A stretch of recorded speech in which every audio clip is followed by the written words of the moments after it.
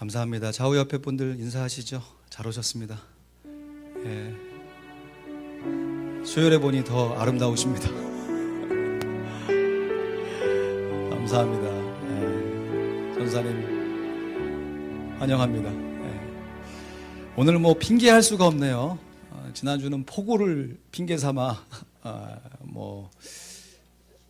감기 때문에 감기 핑계를 대면 됩니까? 이건 강사가 문제인 것 같은 느낌이 자연스럽게 드는데 참 하여튼 오신 분들에게 일단 감사하고 준비된 말씀 함께 나눔으로 우리가 함께 은혜 받고 또 말씀의 은혜를 우리 주변의 성도들에게 함께 나눠주시면 감사하겠습니다. 여러분, 계속해서 우리가 성막 세미나 오늘 벌써 7번째 시간인데요. 출애굽기 말씀을 여러분 읽고 계십니까? 읽고 계시죠? 진도상 그냥 건너뛰고 했는데 오늘은 조금 여유가 있어요. 지금 세미나 했던 것 중에서 진도 분량상 가장 여유가 있는 줄에서 오늘은 말씀을 한번 읽고 시작했으면 좋겠습니다. 우리 출애굽기 30장 찾으셔서요. 1절부터 쭉 읽어나가면서 전체적인 내용을 한번 보시고 그 안에 세부적인 내용을 바인더로 정리해 보도록 하겠습니다. 오늘 출애굽기 30장 1절부터 마지막 38절 말씀 분향단과 물두멍에 대해서 살펴보고 그 나머지 부분도 함께 살펴보려고 합니다. 1절부터 우리 10절까지가 분향단에 관련된 말씀이죠. 먼저 1절부터 10절 말씀 같이 읽습니다. 시작. 너는 분향할 단을 만들지니 곧 조각목으로 만들되 장이 1규빗, 광이 1규빗, 네모 반듯하게 하고 고는 2규빗으로 하며 그 뿔을 그것과 연하게 하고 단 상면과 전후 좌우면과 뿔을 정금으로 싸고 주위에 금태를 둘을 치며 금태 아래 양편에 금고리 둘을 만들되 곧 그 양편에 만들지니 이는 단을 매는 채를 꿰을 곳이며 그 채를 조각목으로 만들고 금으로 싸고 그 단을 증거궤 위 속죄소 맞은편 곧 증거궤 앞에 있는 장 밖에 두라. 그 속죄소는 내가 너와 만날 곳이며 아론이 아침마다 그 위에 향기로운 향을 사르되 등불을 정리할 때에 살을 찌며 또 저녁 때 등불을 켤 때에 살을 찌니 이 향은 너희가 대대로 여호와 앞에 끊지 못할지며 너희는 그 위에 다른 향을 사르지 말며 번제나 소제를 드리지 말며 전제에 술을 붓지 말며 아론이 1년 1차씩 이 향단 뿔을 위하여 속죄하되 속죄제의 피로 1년 1차씩 대대로 속죄할지라. 이 단은 여호와께 지극히 거룩하니라. 아멘. 또 11절부터 16절 말씀은 생명의 속전에 대해서 성전세에 대해서 언급이 되어 있고요. 17절부터 21절 말씀이 물두멍에 관한 말씀입니다. 우리 17절부터 21절 말씀 같이 읽습니다. 시작. 여호와께서 모세에게 일러 가라사대 너는 물두멍을 노수로 만들고 그 받침도 노수로 만들어 씻게 하되 그것을 회막과 단 사이에 두고 그 속에 물을 담으라. 아론과 그 아들들이 그 두멍에서 수족을 씻되 그들이 회막에 들어갈 때 물로 씻어 죽기를 면할 것이요 단에 가까이 가서 그 직분을 행하여 화제를 여호와 앞에 사를 때에도 그리할지니라. 이와 같이 그들이 그 수족을 씻어 죽기를 면할지니 이는 그와 그 자손이 대대로 영원히 지킬 규례니라. 아멘. 22절부터 33절 말씀까지는 관유, 기름 부음, 그 관유에 대해서 얘기가 나와 있고 34절부터 마지막 38절에는 그 분향단에서 사르게 되는 그 향을 어떻게 만들어야 되는지 그 종류와 그 방법에 대해서 이렇게 쭉 나열이 되어 있습니다. 여러분 바인더 앞을 좀 이렇게 보시면요, 바인더 앞에 성막 세미나에서 강사 나와 있고 그림 있지 않습니까? 이제는 뭐 이 그림 안 보셔도 대략 성막의 구조와 그 기명들이 조금 기억나셔야 할 거예요. 가로가 대략 몇 미터? 50m 정도, 세로가 25m 되는 직사각형 모양의, 전체 이스라엘의 숫자에 비하면 굉장히 작은 규모의 공간이라고 할 수 있죠. 50m, 25m. 그 세로 동편에 나와 있는 그 문 크기가 10m. 그러니까 25m 중에서 10m니까 문이 좁습니까? 넓습니까? 넓어요, 넓어요. 구원의 문은 넓게 열려 있어요, 여러분. 오해하면 안 됩니다. 누구든지 예수만 믿으면, 그 구원의 문을 통과하기만 하면 구원을 얻는 것이, 구원을 받는 것이죠. 우리의 노력과 행위가 아니라. 그 구원의 문에 들어가면 첫 번째 만나는 것이 뭐예요? 번제단이죠. 제사 드릴 때 제물을 태우는 그 번제단. 예수님께서 자기의 몸을 십자가의 제물로, 또 그 제물을 드리는 제사장으로서 제물이시자 제사장이 되신 예수 그리스도를 상징하는 그 번제단. 그리고 번제단하고 성소 사이에 뭐가 있습니까? 물두멍이 있습니다. 오늘 좀 이따 살펴볼 겁니다. 그 물두멍이 있고, 그리고 그 물두멍 지나서 이제 성소 안으로 들어가게 되면 세 가지 기명이 있죠. 오른쪽에 진설병, 떡상, 그리고 왼편에 금, 등대, 촛대가 아니고, 그 당시에는 초가 없어요. 초를 만들 기술이 없어요. 등대, 금 등대. 그리고 그 정면에 오늘 읽었던 분향단이 있죠. 상징적으로 떡상은 말 그대로 말씀을 얘기하는 것이고, 등대는 그 등불에서 나오는 성령의 기름으로 불을 밝히는. 그래서 분향단은 당연히 향이니까 성도의 기도를 상징하는 거죠. 수차 강조했습니다. 딤전사오, 하나님의 말씀과 기도로 거룩해져 가는데, 그것이 우리의 노력이 아니에요. 성령의 조명하심 따라서, 성령님께서 쫙 조명하시면 떡상과 분향단이 탁 조명을 받으면서 이게 참 어우러지는 거죠. 조화롭게 우리가 성령의 충만함을 입어서 말씀과 기도 거룩해져 가요.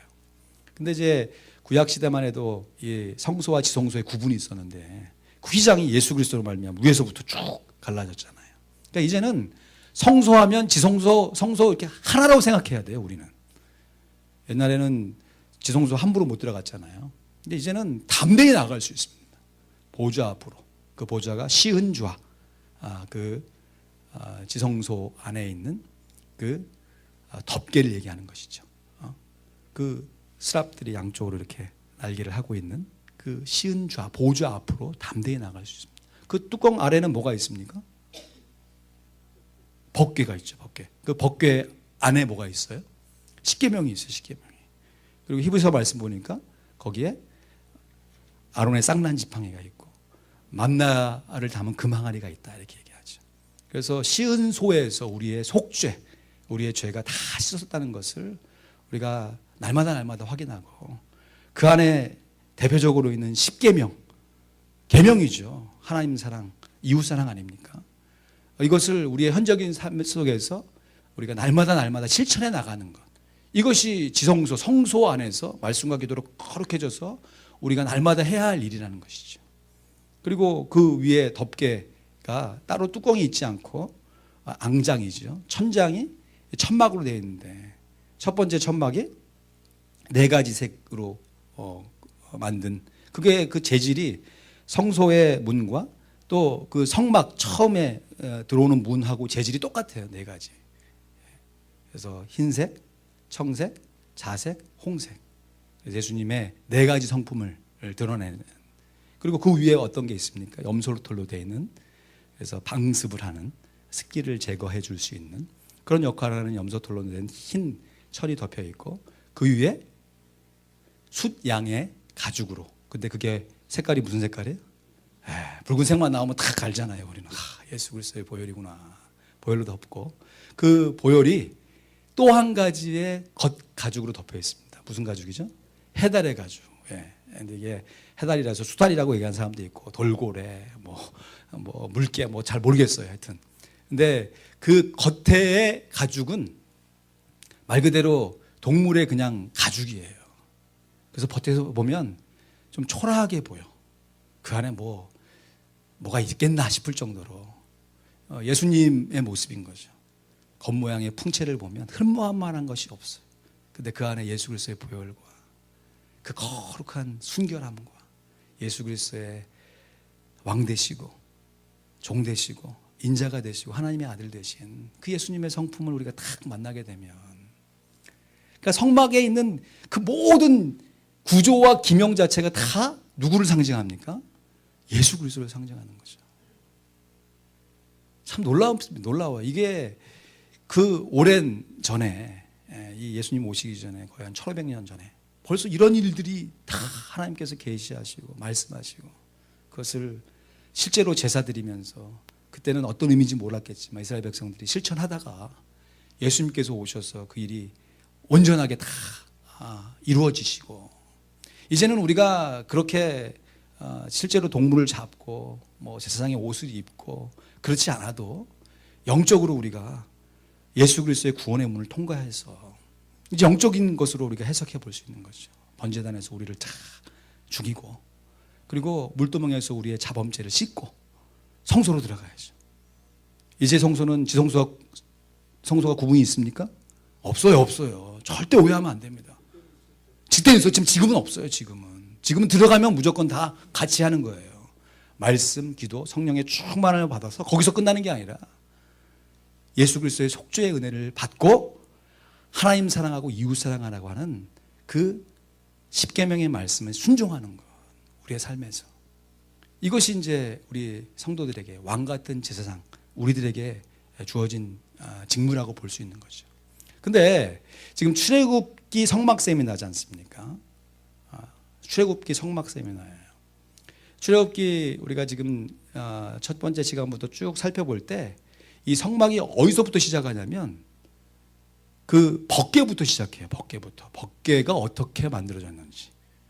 그래서 법궤를 얘기하고 시은소 얘기하고, 그리고 나와가지고 진설병 얘기하고 금 등대 얘기하고, 그리고 또 나와가지고 번제단 얘기하고, 그리고 겉에 앙장 얘기하고 이렇게 했어요. 근데 중간에 그 부장단과 물두멍을 원래 순서대로 하면 지성소에 있는 기명 얘기하고 성소에 있는 기명 얘기하면 좌우 떡상 얘기하고 등대 얘기했으면 뭘 얘기해야 돼요? 분향전 얘기해야 돼. 그때 얘기해야 되는데 의도적으로 뒤로 뺐다는 거예요. 그리고 그 성전 뜰 안에서 번제단을 얘기하면 당연히 성소하고 그 번제단 안에 있는 물두멍을 얘기해야 되는데 그때 얘기하지 않고 그것을 뺐다는 거죠. 나중에 뺐다는 거예요. 왜 그랬을까? 정답은? 이것도 한번 두들겨야지 또. 나는 비전문가다. 나는 비전문가. 잘 몰라요. 나중에. 네. 그러시죠. 좀 다 하고 나서 나중에 질문하시면 어떠시겠어요? 좀 준비네. 저도 제가 할 걸 좀 잊어버릴 것 같아서 우리 하고 나서 또 이제 이제 녹화가 되고 있으니까 그거 이제 정리한 다음에 저희들끼리 자연스럽게 하시고 다음 주에 우리가 총 복습하면서 또 그렇게 할 테니까 장로님 좀 적어 놓으세요. 네. 네. 결국은 하시는군요. 이 그림이 이게 성소와 지성소가 이게 같이 들어가 있는데요. 여기 왜 이렇게 연기가 납니까? 그거 좀 설명드리겠습니다. 나중에 하나님의 임재의 구름이 이제 불기둥과 구름 기름을 인도하시잖아요. 그게 그 시은 그 소에서 출발했다고 나와 있거든요. 그래서 그렇죠. 불기둥과 구름 기둥이 똑같잖아요. 낮에는 구름 기둥이고 밤에는 그게 불기둥으로 보이는 거고.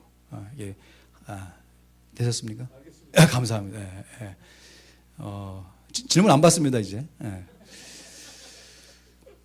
어디까지 저도 하려고 했다가 다시. 지금 물두멍과 분향단을 얘기할 때 먼저 분향단에 대해서 이렇게 설명을 하잖아요. 그런데 이 분향단이 하나님께 올려드리는 향기입니다. 오늘 페이지 35페이지 보시면 일단 모양은 법궤하고 비슷하게 생겼습니다. 법궤하고. 그 법궤하고 번제단 그 중간 정도 된다고 생각하시면 되고, 크기는 좀 작지요. 한 규빗 또 두 규빗 이렇게 돼 있으니까 길이가 한 규빗 하니까 50cm 정도 이렇게. 그리고 높이가 두 규빗 하니까 1m 정도 돼요. 이렇게 하고 이렇게 조그마한 정사각형 모양의 그 향단이죠. 그리고 옮길 수 있도록 채가 있죠. 조각목으로 만들고 금으로 이렇게 쌓이는 그렇게 해야 돼요. 근데 시편 141편 2절 말씀 너무 중요한 구절입니다. 한번 같이 읽습니다. 시작. 나의 기도가 주의 앞에 분향함과 같이 되며 나의 손드는 것이 저녁 제사같이 되게 하소서. 아멘. 나의 기도가 주의 앞에 분향함 같이 되게 해달라. 분향단에서 향을 피울 때 그 연기가 쭉 이렇게 그 성소에 가득해지는 것처럼 나의 기도가 그렇게 되게 해달라 기도하죠. 여러분, 기도와 분향의 공통점이 있습니다. 이 분향이 연기거든요. 향이 나는 연기예요. 근데 연기가 어떻습니까? 처음에는 연기가 쭉 나지만 그게 계속해서 연기가 보입니까? 공중에 공기 가운데 사르러지잖아요. 그리고 은은한 향은 남지만 그 향도 오래가지 않아요.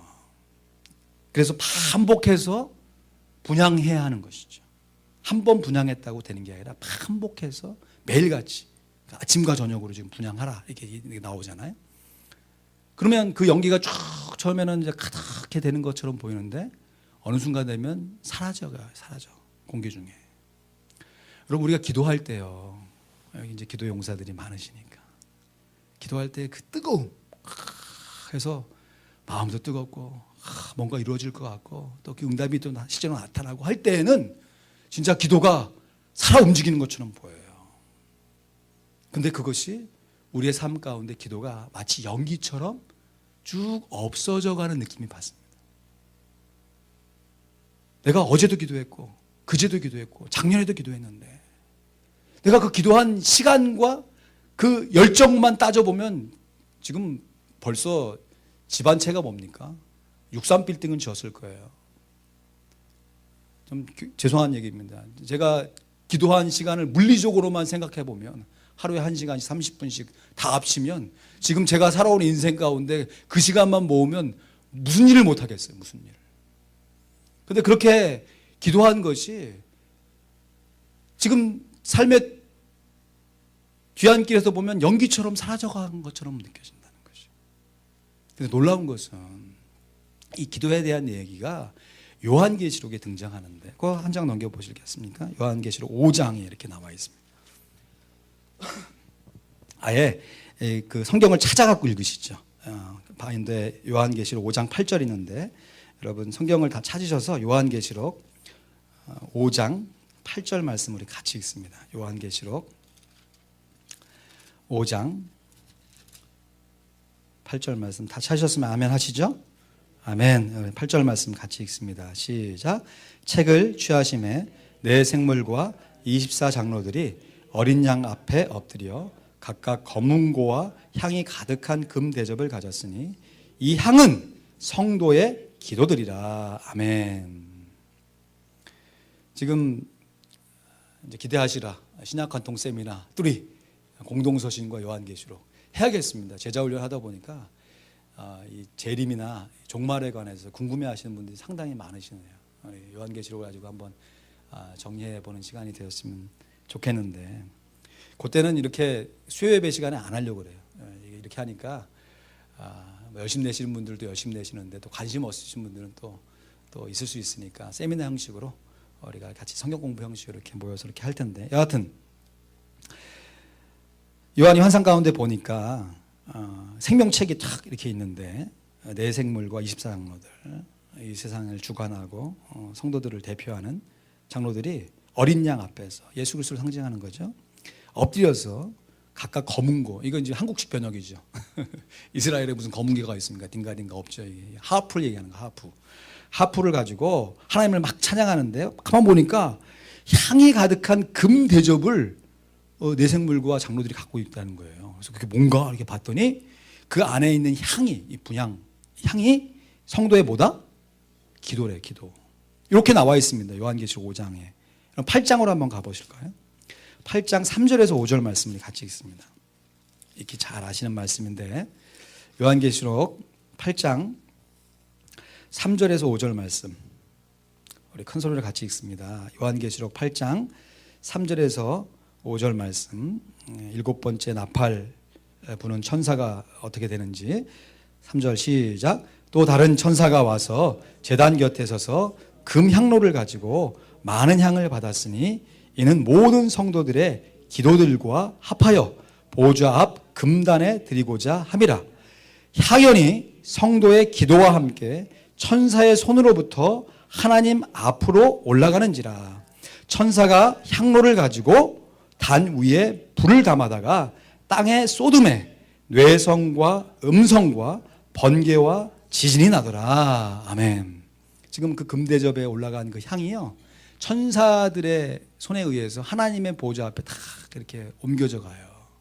그랬더니 연기처럼 사라져 있는 줄 알았던 그 성도들의 기도가요, 하나님의 손에서 탁 그 단위에 불을 담아다가 다시 이 지상에 쏟으니까 어떻게 되냐니까 뇌성과 음성과 번개와 지진이 나더라. 하나님의 권능을 상징적으로 보여주는 거죠. 하나님의 능력을 상징적으로 보여주는 것이에요. 한 사람의 기도하는 열정이 온 민족의 열심보다 앞선다. 한 사람의 기도가 온 민족의 사람보다 승하다라고 하는 말이 있습니다. 우리가 함께 기도할 때 기도하는 그 순간에는 연기처럼 사라지는 것처럼 느껴지는 그런 느낌을 받을지 모르지만 내 열심이 아니죠. 내 능력이 아니지 않습니까? 하나님의 열심이, 하나님의 능력이 하나님의 때에 이루어지게 되면 우리가 기도했던 기도가 하나님의 능력과 권능으로 나타나게 되는 것입니다. 믿으시기 바랍니다. 그래서 우리가 기도할 때 매일같이 기도해야 되고요, 낭망치 말고 기도해야 됩니다. 지금 내 입장 속에서 내 때에 내가 원하는 바대로 일이 되어지지 않는다고 우리가 낭망할 필요가 없어요. 연기처럼 사라져가는 기도 왜 또 하냐, 낭망할 필요가 없습니다. 우리가 기도하고 하나님의 임재 안에서 하나님과 함께 교제하면서 기도를 나눈 기도가 하나님의 때, 약속의 말씀이잖아요. 예언의 말씀이잖아요. 하나님의 능력과 권능으로 나타나게 되는 것이지요. 여기 보면 향단이 지성소 휘장 바로 앞 곧 증거궤 앞에 놓인 이유가 무엇입니까? 지금 구조를 보시면 성소 안에 우측에 떡상, 좌측에 등대, 그리고 가운데 분향단이 있다는 것이죠. 원래대로 하면 말씀과 기도하니까 우측에 말씀이 있으면 좌측에 분향단이 있고 가운데 등대가 있어야 이게 좀 구조상 조금 더 완벽해 보이는 것처럼 보이는데, 거꾸로 우측에 말씀이 있는 거는 이해가 되는데 좌측에 분향단이 있지 않고 등대가 있고 가운데에 분향단이 있다고 하는 것이 가운데. 그러면 말씀과 기도 중에서 뭐가 더 중요하다는 거예요? 정답은? 이제 하산하십시오. 이렇게까지 유도 신문을 했는데도 둘 다 중요하시다 하시면 이제 하산하셔야 돼요. 기도가 더 중요하지 않죠. 말씀과 기도 둘 다 중요합니다. 그런데 그 말씀이 기도가 없으면 이것이 하나님의 말씀 그 자체로 완벽한 하나님의 말씀인 줄로 믿습니다. 그렇죠? 근데 이것이 기도 없이 읽혀지고 기도 없이 증거가 되면 똑같은 하나님의 말씀인데 이것이 하나님의 말씀처럼 역사하지가 못한다고 하는 것이죠. 그러니까 하나님의 말씀이 너무너무 중요한데 이 말씀이 하나님의 말씀대로 역사하기 위해서 뭐가 필요하다는 거예요? 기도가 필요하다는 거예요. 기도가. 그러니까 기도가 중요한 것이죠. 그리고 말씀과 기도가 그냥 이루어지지 않고 등대, 성령의 조명하심에 의해서 쓰여질 때에는 성령의 영감이고 인스피레이션, 그래서 성령의 감동으로 이렇게 다 기록하고 그 감동된 말씀을 읽을 때에도 기도하면서 성령의 충만해서 이게 조명이죠. 일루미네이션. 서치라이트로 쫙 해서 그래서 야, 하나님의 말씀이 이런 거였구나. 옛날에는 수면제로 읽던 하나님의 말씀이 정말 달고 오명한 내 입에 송이꿀보다 단 하나님의 말씀을 역사하게 되는 것. 이것이 우리의 꾸준한 꾸준한 기도 생활과 그 기도 생활로 말미암는 성령 하나님의 능력이 조명하심이 역사할 때 이것이 말씀과 기도로 우리가 자연스럽게 거룩해져서 그래서 우리의 속죄의 은혜를 시온소에서 날마다 그것을 확인해 가면서 거기서 끝나면 안 되죠. 그 법궤 안에 있는 십계명, 이 계명의 말씀을 내 노력과 내 결심으로 되는 게 아니잖아요. 우리의 말씀과 기도로 예수 닮은 인격과 성품, 성령의 충만함을 가지고 이게 제가 지금 이론적으로 뭐 달라라 얘기하는 거 아닙니다. 실제적으로 우리의 삶 가운데 각각 다 조금 다른 우리의 일상의 삶 가운데 이뤄내야 할 우리의 사명인 것이죠. 분향단. 뭐 여러 가지 말씀이 있는데 쭉 읽어보시고 뭐 어떤 기도가 해야 한다 쭉 좀 정리하시고요. 38페이지 8번으로 좀 정리했으면 좋겠습니다. 향해 기도해야 한다 이렇게 되어 있습니다. 그래서 출애굽기 30장 34절에 35절 말씀을 보니까 여호와께서 모세에게 이르시되 너는 소합향과 이름도 어렵네요. 나감향과 풍자향의 향품을 취하고 그 향품을 유황에 섞어 각기 동일한 중수로 하고 그것으로 향을 만들되 향 만드는 법대로 만들고 그것에 소금을 쳐서 성결케 하고 했습니다. 분향단에서 살게 된 그 향의 종류하고 그것을 어떻게 만들어야 되는지를 얘기하고 있는데 뭐 자세하게 이것까지 기억하기는 좀 어렵지만 그래도 이런 뜻이 있다더라라는 것만 한번 좀 정리하시죠. 소합향, 이게 향나무에서 태양의 그 뜨거운 햇빛을 받으면 저절로 이렇게 향나무에서 진액, 나무 진액이 나오잖아요. 그것을 이렇게 모아가지고 만든 향이에요. 여러분 그 소나무나 향나무의 그 진액 이렇게 한번 이렇게 스치기만 해도 송진 같은 거 얼마나 이게 찐득찐득하고 오래 향이 갑니까? 이제 그런 것이죠. 이게 이제 기도로 향의 기도니까 여러분 나무가 진액을 뿜어낸다. 여러분 기도하실 때 정말 우리의 진을 다 빼면서 기도해 보신 적 있어요? 하나님 이뤄주세요. 안 되면 말고 이런 기도 말고 그것도 필요해요. 뭐 우리가 뭐 날마다 진액을 빼면 뭐 어떻게 삽니까? 그런 일상의 기도도 필요하지만 어떤 특별한 기도 제목이 있거나 또 하나님께서 성령으로의 마음을 감동하게 하셔서 기도하게 하시는데 내 의지도 기도하지만 성령님께서 내 의지를 막 사용하셔서 기도하게 하실 때 정말 진액을 빼면서 기도할 때가 있어요. 나중에는 막 입에서 단내가 나요. 단내가 3시간 4시간 막 기도하는데 땅을 치면서 덩곡하면서 그걸 얘기하는 것이죠. 그런 기도. 나감향 굉장히 발음하기도 어려운데 이게 이 당시에 이 조개 껍데기들을 모아가지고 그것을 빻으면 당시에 이제 향료 만드는 기술이 뭐 얼마나 발달했겠어요. 이제 그런 식으로 이제 조개 껍데기들을 이렇게 빻아가지고 거기서 나오는 향을 이제 보는 거죠. 우리도 이제 향 중에서 뭐 꽃 모양 것도 있고 뭐 조개 껍데기 이렇게 모여가지고 이렇게 향 내는 거 그게 있잖아요. 그런 것이죠. 근데 조개 껍데기가 가만히 있으면 향이 안 나고 이 껍데기를 어떻게 해야 되냐면 빻아야 되는 거예요. 찧어야 되는 것이죠. 찧어. 그리고 그 뭘 어떤 기도를 얘기하는 것이겠어요? 깨뜨리고 쪼개고 부서 가루를 만들어 막 우리의 자아를 참 죽었는가 싶으면 되돌아보면 또 살아나는 게 우리의 자아 아닙니까? 예? 야, 참 이젠 죽었겠지. 근데 좀비처럼 또 살아나는 고개를 쳐드는 이 자아, 내 못된 자아, 못난 자아. 물론 이 자존심이 있어야 사는 거지만 참 이제는 주님의 보혈과 참 말씀과 기도의 훈련으로 이제는 좀 죽었다 생각되는데 돌이켜보면 나도 모르게 쑥 자라있는 나의 자아 이걸 어떻게 죽이느냐. 그냥 말씀과 기도로 죽일 수밖에 없어요. 말씀과 기도로 소멸시키는 거예요. 소멸시키는 거예요. 그냥 불로 그냥 어떤 물건들이나 어떤 음식들을 이제 불로 이렇게 요리할 때 토치 있잖아요. 토치. 수시 같은 거 보면 이제 그렇게 하거든요. 볼케이노 롤 이런 거 보면 수시 같은 거 이렇게 만들 때 토치 이렇게 부탄가스 이렇게 탁 붙여가지고 탁 탁 하면 갑자기 불이 쫙 화양방석이처럼 나온 게 있어요.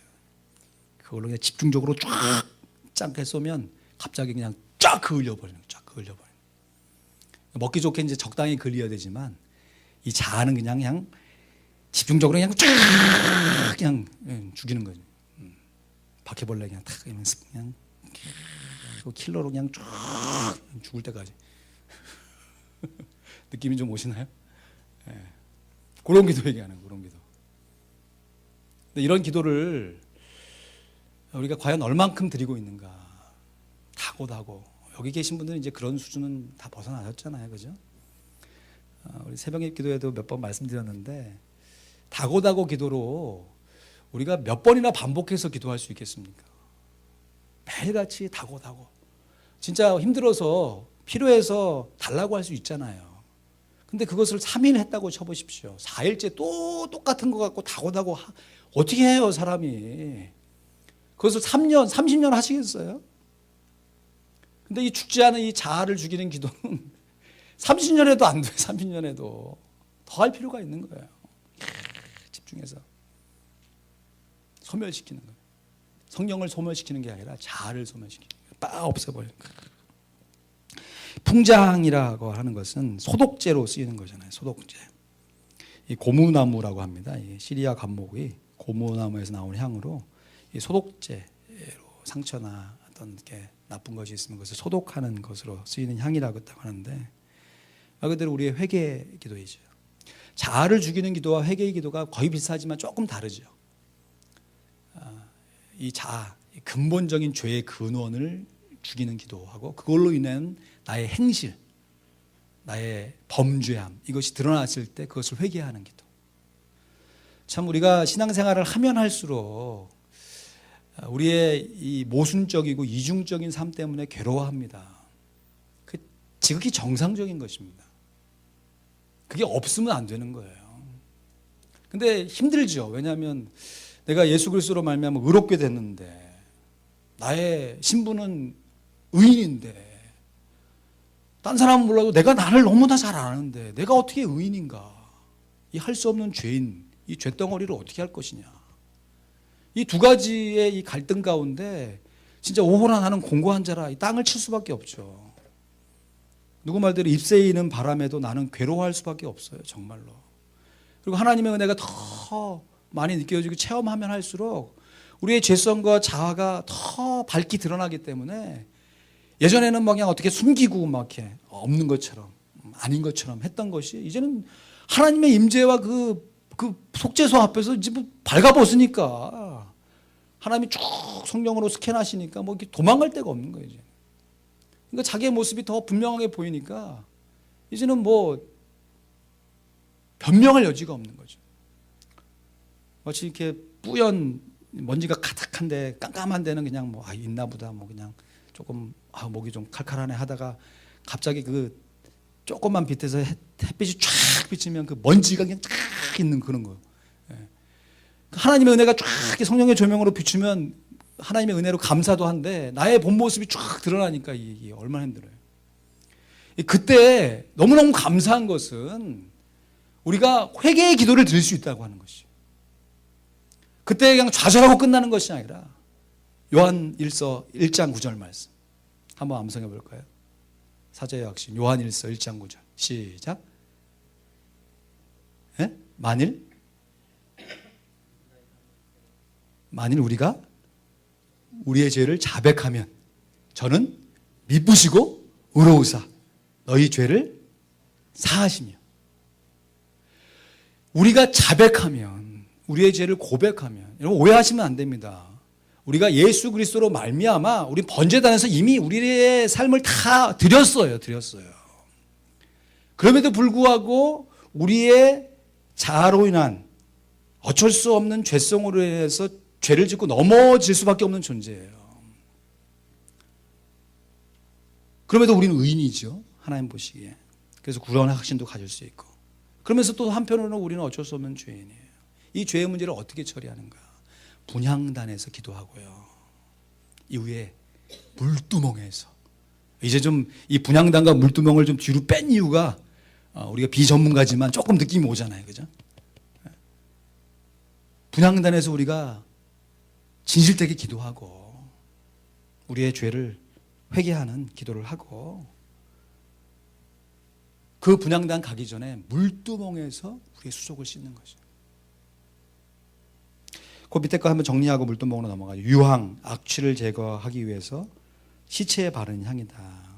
예수님께서 돌아가셨을 때 유황을, 몰약을, 뭐 그런 것이 장사용품이죠. 예수의 향기를 드러내는 거죠. 우리는 그리스도의 향기다라고 하잖아요. 그리고 소금 나왔네. 야, 소금. 이 소금 정말, 이 소금 설교하기 위해서 지금 3주를 기다리고 있습니다. 이번 주 드디어 너희가 소금을 두고 화목해라. 이 소금, 이 값뜬금없는 소금. 민수기 18장 19절 말씀, 오신 분들은 프리뷰로 한번 같이 보시죠. 시작. 이스라엘 자손이 여호와께 거제로 드리는 모든 성물은 내가 영영한 음식으로 너와 내 자녀에게 주노니 이는 여호와 앞에 너와 내 후손에게 변하지 않는 소금 언약이다. 언약을 소금으로 비유하시면서 편치 않은 언약이다. 불변하는 언약이다. 그래서 소금 언약이다 사용하세요. 저를 좀 보실까요? 일반적으로 드리는 제사는 대부분 번제입니다. 번제. 번제라는 것은 처음부터까지 다 태워 없애는 것이에요. 근데 안 태우는 제사들이 있어요. 화목제 같은 경우는 일부 내장만 태우고 이게 중요한 부부 있죠. 갈빗대라든지 맛있는 이런 데는 안 태워요 일부러.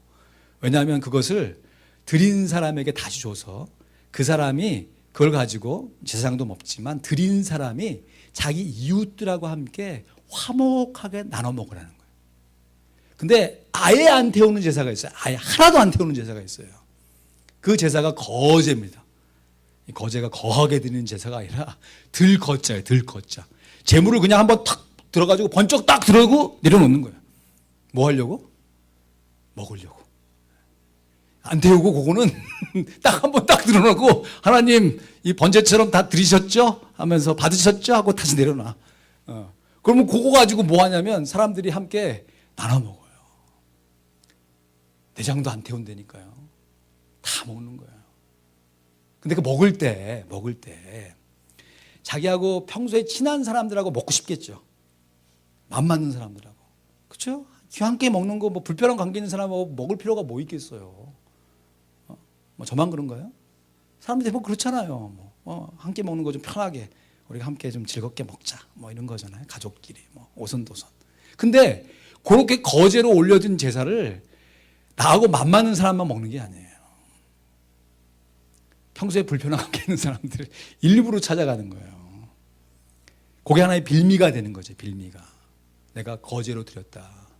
이 제물은 모든 사람이 다 함께 나눠 먹어야 되는 하나님께 드린 제물이다. 그걸 빌미 삼아가고 사람들하고 화목시키는 것이에요. 제사를 통해서 하나님과 제사 드린 사람이 화목하게 됐습니다. 거기서 끝나는 게 아니라니까요. 십자가가 가로만 있는 게 아니라니까요. 세로. 상하가 있으면 좌우가 있어야 십자가가 되는 거예요. 하나님과 화목했으면 사람하고 화목으로 나아갈 수 있어요. 이게 소금 언약이에요. 이게. 예수님께서 소금을 두고 화목하라라고 말씀하신 것이 그 구약의 배경이 이 민수기 18장 19절 말씀에 근거한 것이죠. 이처럼 중요한 소금 향에도 들어간다는 거예요. 향에도. 기도할 때도. 우리 하나님께 예배할 때도. 내가 하나님과의 관계만 막 중요하다. 그래서 죽으라고 막 소원 안 뿜고 하나님 안 들어주신 분 하나님 큰일 납니다. 하나님하고 막 진짜 말 그대로 막 그냥 겨루기를 하는 야곱처럼 필요해요. 근데 거기서 끝나면 안 된다니까요. 그 열심과 그 마음을 가지고 사람들과의 관계 안에서 하나님과 겨루었던 싸우자고 하는 것이 아니라 하나님 제게 축복해 주세요. 하나님 임재해 주세요. 하나님 함께 해 주세요. 했던 그 열심과 마음을 가지고 다른 사람들과 함께 그 일을 이뤄내야 한다는 것이에요. 이래야 기도가 완성되는 것이죠. 이래야 예배가 완성되는 것이죠. 예수님께서 그러시잖아. 너희가 제물을 드릴 때, 예배 가운데 제물을 드릴 때, 예물을 드릴 때 다른 사람과 원망 들을 만한 일이 생각나거든. 어떻게 하랍니까? 예. 재물을 자기가 쏙 먹고 그러지 아니, 재물은 거기 두고 아직 그 재물 드리기 전에 먼저 가서 그 사람하고 화해하고 관계를 정리하고 그 다음에 와서 재물을 드리라. 그러니까 우리가 생각할 때는 우리가 죄를 용서받았기 때문에 다른 사람을 용서하는 것처럼 우리는 당연히 그렇게 생각하잖아요. 그게 성경적이고 맞잖아요. 내가 사죄를 받았으니까 그 사죄의 은혜를 가지고 다른 사람을 용서하는 데까지 나가는 게 복음이고 이게 성경적인 거예요. 근데 예수님의 주기도문은 뭐예요? 너희에게 죄 지은 자를 사하여 준 것 같이 먼저 기준이 우리의 관계 안에서의 화목이 전제가 되지 않으면 하나님과의 화목은 없다는 것이에요. 이것이 굉장한 무서운 말씀으로 들 수 있지만 이것이 하나님의 소금 언약이 되니까요. 약속의 말씀이에요. 이것을 이루시기 위해서 예수님께서 십자가에 달리셨고 그로 말미암아 우리가 하나님과 교제할 뿐만 아니라 사람이 다 생김새가 다르고 성격이 다르기 때문에요. 죄송합니다. 끼리끼리 논다고 그러잖아요. 진짜 끼리끼리 놀게 돼 있어요. 근데 가만히 따져보십시오. 여러분이 살고 있는 배우자는 끼리끼리 전혀 다른 사람들하고 같이 살게 됩니다. 희한해요. 혈액형이 같아도 성격이 달라요. 우리의 배에서 나온 자녀들은요, 우리의 자식임에도 불구하고 우리와 생김새가 똑같은데 성품이 달라요. 희한합니다. 하나님이 그렇게 만드세요. 그러면서 가족 안에서 서로 보듬고 사랑해야 할 가족 안에서 뭐 드러내지 않아서 그렇지 얼마나 별의별 문제가 많습니까? 그렇죠? 근데 가족이라고 하는 그 공동체 안에서 그 사랑으로 그 모든 허물들이 녹아지고 없어지죠. 교회라고 하는 공동체가 마찬가지입니다. 다 다릅니다. 하나의 어떤 단어라든지 현상이나 사건들을 바라볼 때 제각기 다 판단하는 것이 다 달라요. 근데 제가 오해 안 하기로 했다니까요. 앞에서 설교할 때 어느 성도님이 막 우시면 처음에는 이야, 내 설교에 은혜를 받아서 저렇게. 근데 가만히 나중에 설교 나누면 이렇게 하다 보면 전혀 엉뚱한 거 가지고 우시는 거야. 설교에나 어떤 단어 하나하고 자기의 삶하고 연결이 돼가지고 그거에 막 이제 누구라고 얘기는 안 하겠지만 그러면 그러시는 거예요. 그것도 하나님의 은혜죠, 뭐. 근데 다 다릅니다. 생각하는 것도 다르고 그 순간순간 판단하는 기준도 다 다르고요. 근데 놀라운 것은 그러한 각각 다름이 기도를 통해서 이게 뭉그러지는 게 아니에요. 너는 너, 나는 나. 뭐 우리가 뭐 그냥 대충 이렇게 이 정도 관계가 아니라니까요. 예수님께서 자기 제자들을 끝까지 사랑하시면서 예수님이 승천하신 이후에 그 일을 제자들이 감당했던 것처럼요. 우리들이 서로 정말 다르고 서로 막 어떨 때는 다투고 막 의견이 안 맞고 했는데 예수님의 사명 안에서 우리가 하나가 되어서 그 사명을 이룰 수 있는 공동체가 된다는 것이 참 놀랍습니다. 놀라워요. 그 일을 이루신 것이 뭐냐? 하나님의 말씀이고 우리의 기도인 것이죠. 그래서 기도가 너무너무 중요해요. 기도는 해도 되고 안 해도 되는 게 아니에요. 솔직히 여기 이제 뭐 우리끼리 얘기하는 거니까 저 녹화를 해가지고 좀 마음에 부담이 있는데 뭐 그래도 새벽 기도에 뭐 어떤 사람 뭐 새벽 기도에 뭐 새마을 운동에 뭐 전신이고 뭐 옛날 우리 뭐 이렇게 뭐 정한수 떠놓고 이렇게 비나이다 했던 것을 교회가 받아들여서 그것도 일리 있는 얘기예요. 왜냐하면 다른 민족 중에서 다른 나라 중에서 우리 민족만큼 새벽기도 열심히 하는 민족은 없거든요. 그럴 수 있습니다. 그리고 한편으로 보면 어떨 때는 몇 분 안 나와 계세요. 새벽기도에. 목회적인 에너지 뭐 이런 걸 따져보면 뭐 양육훈련 몇 명 가지고 하는 것도 야, 그 시간에 다른 모든 많은 성도 만나면 효율적으로 보면 따를 수 있지만 그 영혼이 정말 소중하고 귀중하기 때문에 감당하는 거죠. 새벽 기도에 오신 분들이 너무 귀중하고 소중해요. 근데 제 입장에서는요, 새벽 기도를 안 하면 실제로 기도할 시간이 없어요. 여러분 손을 얹고 진짜 진지하게 생각해 보세요. 내가 기도한다 얘기하고 내가 주님과 교제한다고 얘기하지만 따로 시간을 정해놓고 그것도 아침과 저녁으로 한결같이 습관적으로 기도하는 것이 아니라 그것이 몸에 밴 습관으로 기도할 수 있는 것, 새벽 기도만큼 좋은 것이 없어요. 솔직히 저는 그래서 다른 거 다 뒤쫓치고 나서 제 자신이 기도할 수 있는 시간이 그 시간밖에 없기 때문에 새벽 기도가 너무너무 소중해요. 오늘 아론이 이제 제사장 역할을 감당하면서 아침과 저녁으로 향을 바치잖아요. 아침과 저녁으로. 새벽 기도하면 저희가 이제 좀 약한 것이 자기 전에 기도하는 거. 뉴스 보고 하루를 정리하는 게 아니라 기도로 정리하는 것도 저에게 필요하겠죠.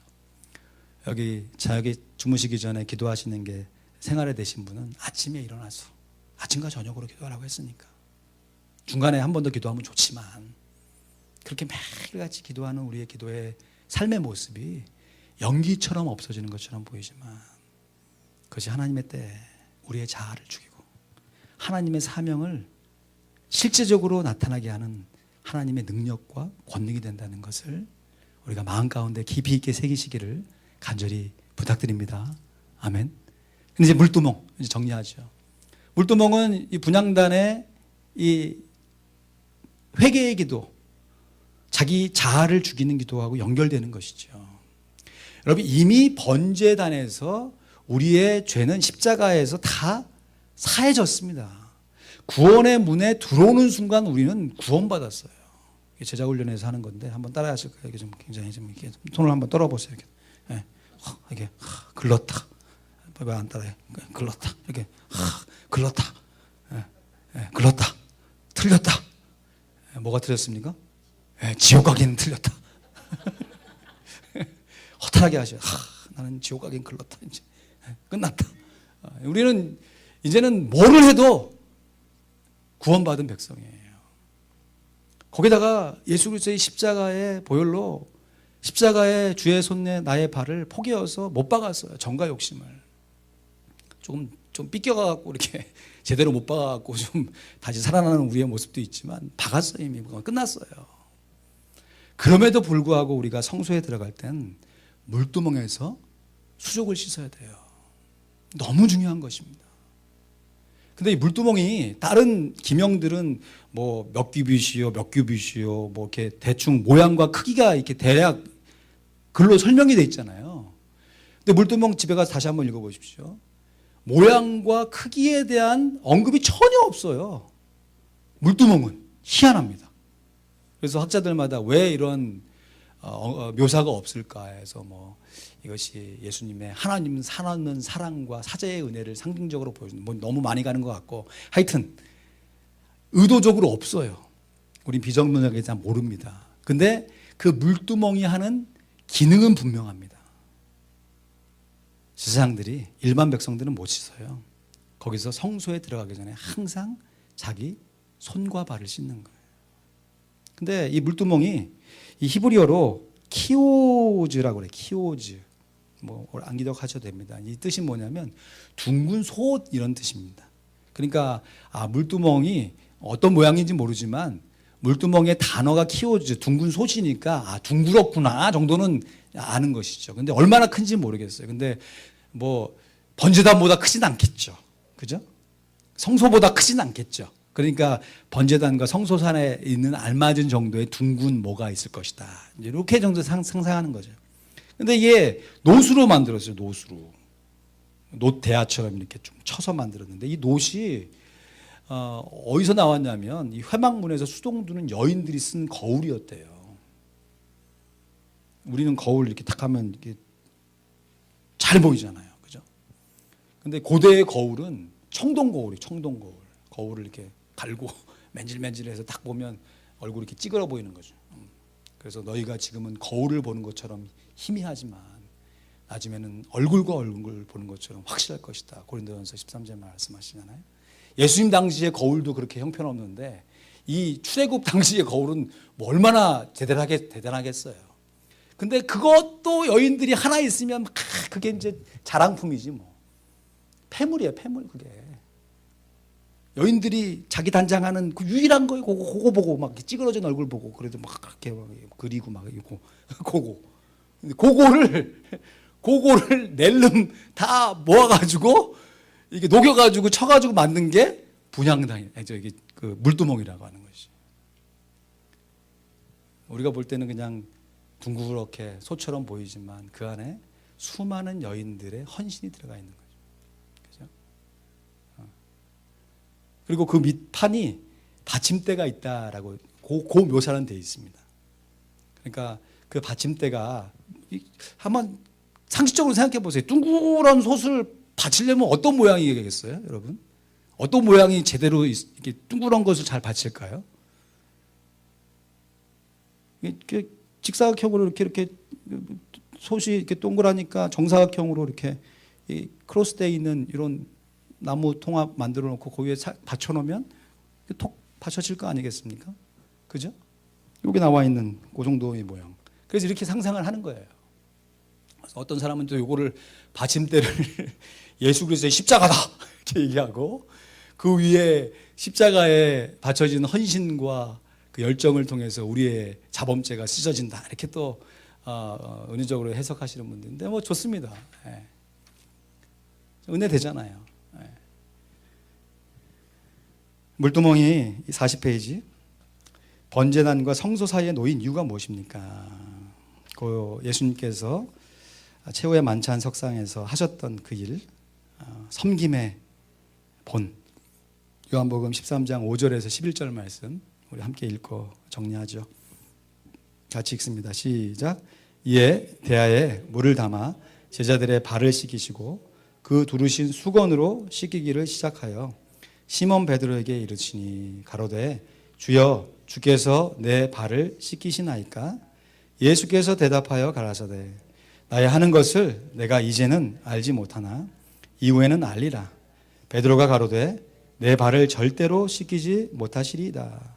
예수께서 대답하시되 내가 너를 씻기지 아니하면 내가 나와 상관이 없느니라. 시몬 베드로가 가로되 주여 내 발뿐 아니라 손과 머리도 씻겨 주옵소서. 예수께서 가라사대 이미 목욕한 자는 발밖에 씻을 필요가 없느니라. 온몸이 깨끗하니라. 너희가 깨끗하나 다는 아니라 하시니 이는 자기를 팔 자가 누구인지 아심이라. 그러므로 다는 깨끗이 아니하다 하시니라. 아멘. 베드로의 질문과 예수님의 대답 속에서 나타난 우리의 범죄함을 어떻게 해결할 것인가. 예수님께서 발을 씻기시고 예수님은 섬김으로 씻기셨지만 그 씻김이 없으면 너와 나와 상관이 없다. 예수님 말씀하시잖아요. 우리가 이미 번제단에서 우리의 자아를 아직도 살아나는 자아지만 이미 다 불태웠어요. 십자가에 우리의 정과 욕심을 못 박았습니다. 우리는 하나님의 자녀입니다. 그럼에도 불구하고 우리의 마음 가운데, 우리 행실 가운데 나타나는 이 죄악.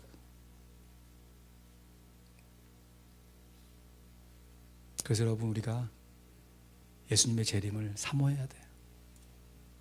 그 언젠가 갈보리 언덕 넘어 우리 주님을 만나게 될 그날에 우리가 예수님과 같은 그 온전한 몸을 입고 의롭다 하심을 칭할 뿐만 아니라 우리의 존재 자체도 의롭게 되어서 주님과 함께 영원히 살게 될 그날, 그것이 우리의 소망이시죠. 아멘. 아멘. 그 물두멍, 이 물두멍에서 우리의 죄를 씻었던 것처럼 우리도 그렇게 함께 우리의 마음을, 우리의 행실을 씻고 나아갈 수 있어야겠다라고 하는 것입니다. 그 뒤에 관유, 성령의 기름 부으심을 얘기하는데 함께 읽어보시면 쭉 이해가 되고요. 향에도 소금이 꼭 들어가 있다는 것을 좀 기억하시고 42페이지까지 해서 이렇게 좀 정리하시고 43페이지 자기 자신을 진단해 보십시오. 요거는 우리가 다음 시간에 우리 출애굽기 성막 세미나 이제 마무리하면서 한번 요 성막의 구조와 기명에 따른 의미와 그것을 우리의 삶에 어떻게 적용할 것인가 한번 살펴보고요. 한 장 더 넘겨보십시오. 44페이지. 제 8강 서론 및 복습되어 있습니다. 원래는 이 서론을 먼저 해야 됐어야 돼요. 근데 제가 의도적으로 뒤로 뺐습니다.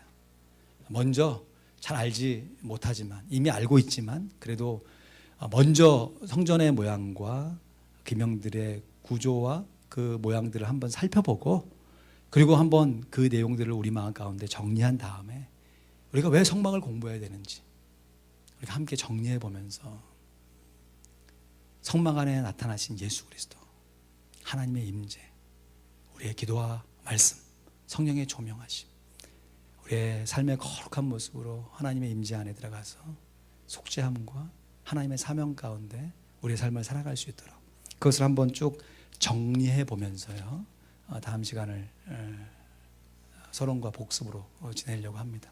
여러분 다음 시간 오실 때 이왕 다 하셨으니까 어려운 길 다 오셨으니까 44페이지에서 47페이지만 읽지 마시고요 처음부터 끝까지 한번 쭉 읽어보십시오. 복습이니까 한번 쭉 정리해 보시면 그리고 나서 44페이지에서 47페이지 읽으시면 성막이 이런 의미를 갖고 있는 거구나. 예수 그리스도 그분이시구나 라는 것이 마음 가운데 느껴오시고 그것을 함께 서로 나누시고 그걸로 인해서 함께 뜨겁게 기도하고 우리의 마음을 하나님께 드렸으면 좋겠습니다. 기도하시죠.